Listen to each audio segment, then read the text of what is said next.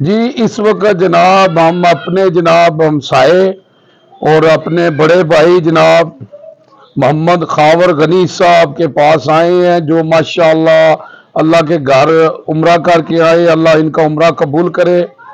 تو جناب یہ ہمارے ہمسائے بھی ہیں، بلادری بھی ہے، تو یہ ہمارا فخر بھی ہے جناب۔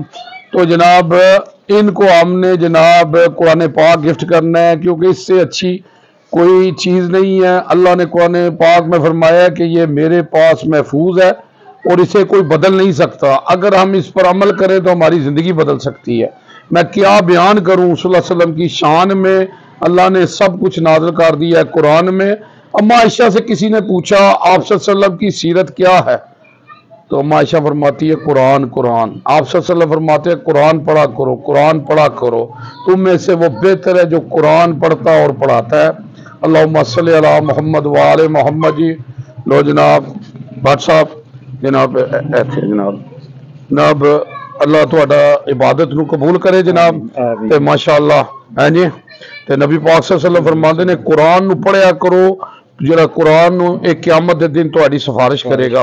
اللہم صلی علی محمد جی۔ تے جناب بھٹ صاحب یہ دسو جناب تسی جڑا نا اتھے گئے ہو تے کیسا محسوس ہویا ہے، کیڑی چیز جڑی تانوں جڑی ہے نا اتھے اتنا ذہنی سکون تے واپس آنے تے دل نہیں کر رہا۔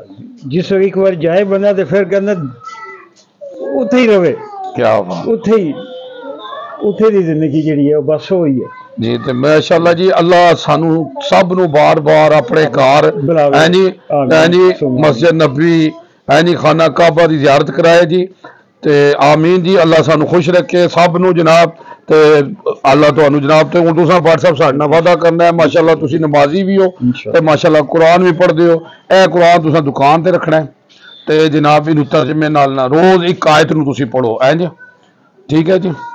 تے جناب اتھے اسی کہاں گے جناب کہ آج بھی ہم ہر جنگ جیت جائیں گے بدر کی طرح، اگر ہم ہو جائیں ابو بکر عمر عثمان اور علی حیدر کی طرح۔